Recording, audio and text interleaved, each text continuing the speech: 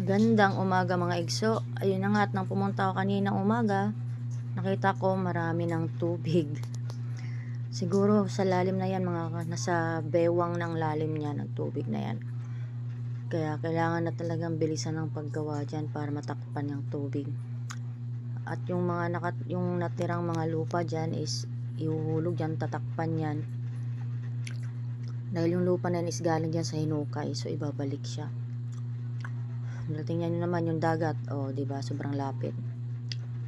Dahil kanina ay malakas yung alon ng dagat. Sobrang lapit talaga mga kaigso. Kaya yung nakatira dyan sa bahay na yan, gusto niya matapos agad yung paggawa ng seawall nang matakpan na lahat yan. Sana maging resulta niyan is maging maayos naman.